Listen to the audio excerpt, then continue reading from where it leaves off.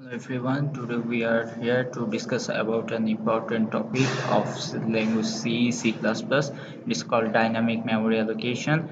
Dynamic memory allocation is an important topic for programming language like C++. Dynamic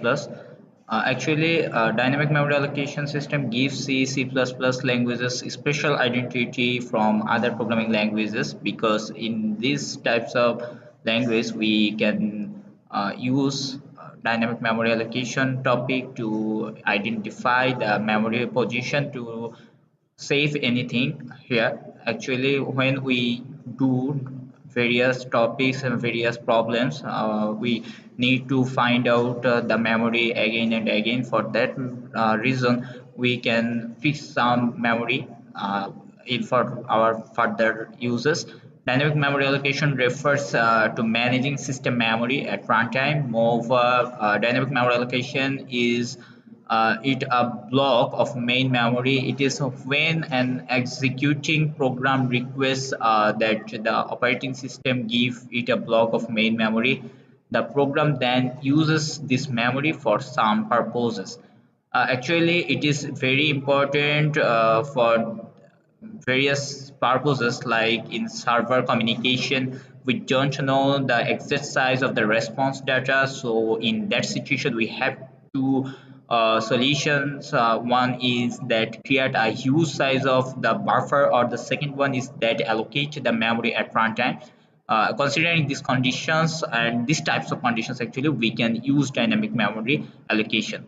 So first of all, we need to know what is dynamic memory allocation. Dynamic memory allocation actually a process to manage manually memory management. In the system memory use is usually used by the programs, but in this purpose, is our independence. It is our freedom to use our memory for our own interest. C inherently does not have a technique to allocate memory dynamically. There are four library functions defined under standard stdlib.h for dynamic memory allocation. Using this header file, we can use dynamic memory allotment or for the topic dynamic memory allocation. So it is a very important topic, very important part for C++ language and many other programming. Actually, it is very important for competitive programming.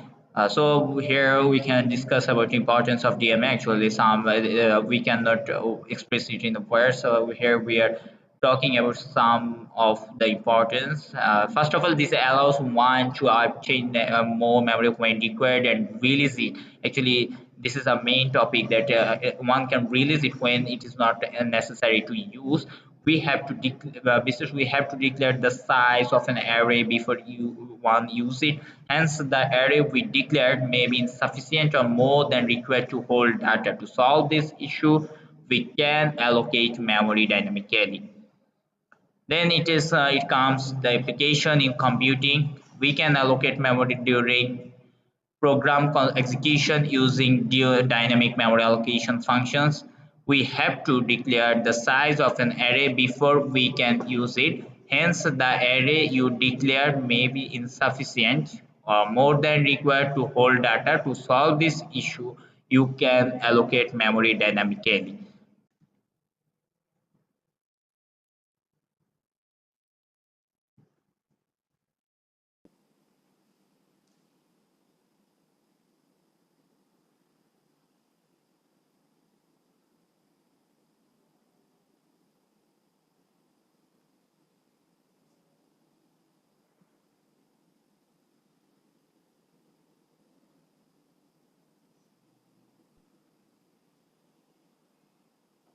এদিকে আয়, এদিকে আয়। এই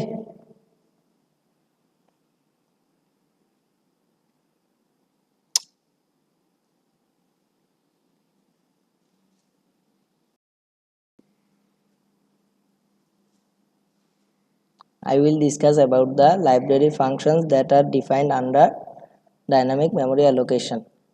At first, we have to include the stdlib.h header file for using this function. There are four library functions under dynamic memory allocation. They are malloc, calloc, free, and realloc. The malloc function stands for memory allocation. The function malloc reserves a block of memory of a specified size and return a pointer of type void, which can be casted into pointer of any form. The calloc function stands for contiguous allocation. The only difference between malloc and calloc is that malloc allocates single block of memory, whereas calloc allocates multiple block of memory, each of same size, sets all bytes to 0. And then the function comes free. Dynamically allocated memory created with either calloc or malloc doesn't get freed on its own. You must explicitly use free to release the space. At last, the function is realloc. If the previously allocated memory is insufficient or more than required, you can change the previously allocated memory size using realloc function. Thus, the functions and their definition is discussed.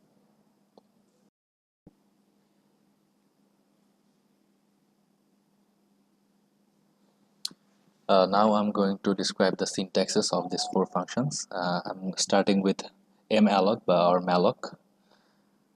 The syntax is you first take a pointer of the cast type you want, the type you want to cast it to, the pointer. Then in that pointer, I use it like this syntax. You have to malloc and insert the byte size inside the function parameter, and then the cast type and the pointer symbol. This is used to typecast the pointer to the data type it has been declared to. And the malloc function returns a pointer to an area of memory with size of byte size. If the space is insufficient, allocation fails and returns a null pointer. Here's an example. Inside the malloc parameter, we inserted 100 into size of that integer, and that means it will either allocate 200 or 400 depending on if it is integer of 2 or 4 bytes, and then it is typecasted into an integer data type. So this is the syntax. Then we're going to see the syntax of calloc or calloc if you want to. Here inside the calloc function parameter, there is n and element size. You can see the n is the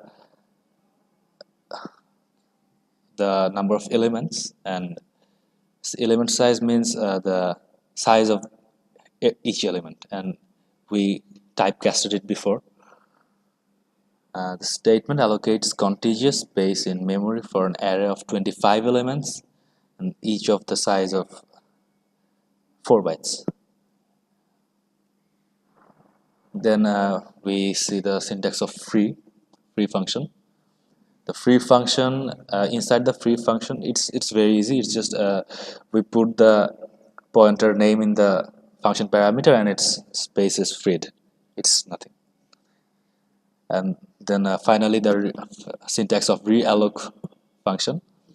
Here it's also very easy. It's just you have to just inside the realloc function parameter, there is just the name of the pointer that you're reallocating the new size, and that's it.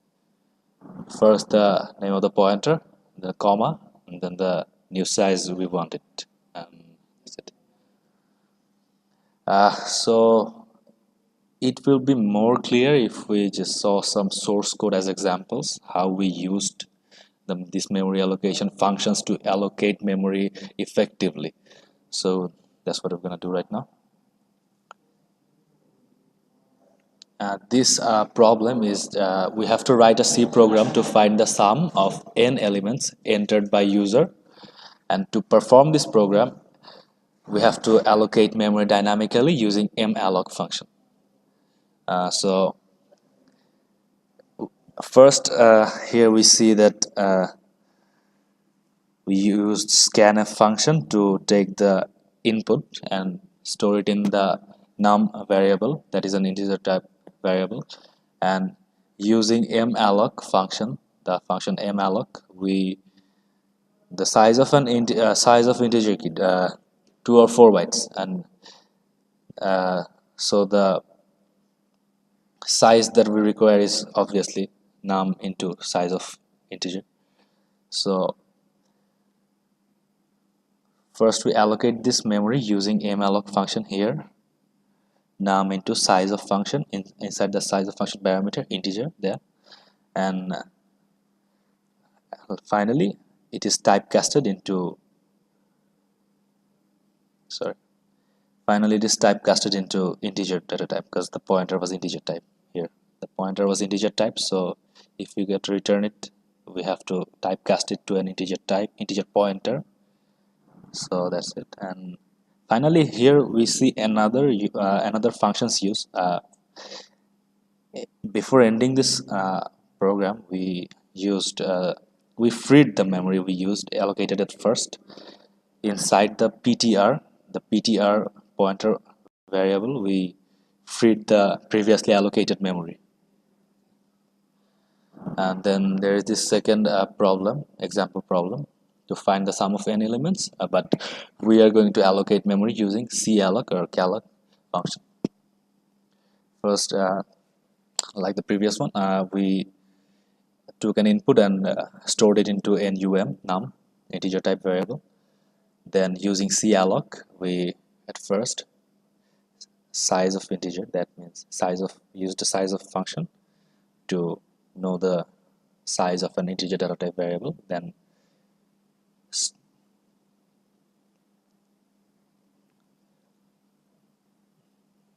it's stored in the num variable and it is typecasted into an integer pointer.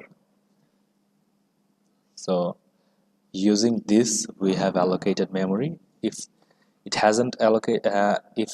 isn't allocated, it will show this error, memory not allocated. Yeah, we use this if statement. Then using this we are actually taking input of elements of an array and doing the sum here using the pointer to point it, and finally again using the free function, and inside that function's parameter we are putting the ptr variable, making the previously allocated memory free. Okay, example of realloc function. Here we reallocate, first you have to use a malloc function to allocate, then we use the realloc function to reallocate its memory with n2. N1 enter size of an array, then n1 we used n1 to we took an input and stored it in n1, as n1 is contains the size of an array, n1 variable, and we allocated using malloc function we allocated its size using an malloc function into here and return to the pointer, and then we printed it previously allocated memory size. Then again we entered a new size that we want to reallocate, so we have to take a new size of the array, and we took that as input and stored it in n2 variable, then use the realloc function where the first one is the pointer variable that we want to reallocate the memory to, and then the new size we got using scanf function and put it in the function parameter using a comma, and then after that, and if we use this loop and print, we'll get that the new allocated memory for the array. And yeah, and I don't think we need to see the example of free because we have used free function the previous two examples. So this is all the 4 functions and their uses. Basically they are needed to dynamically allocate memory while program is executing. That's all.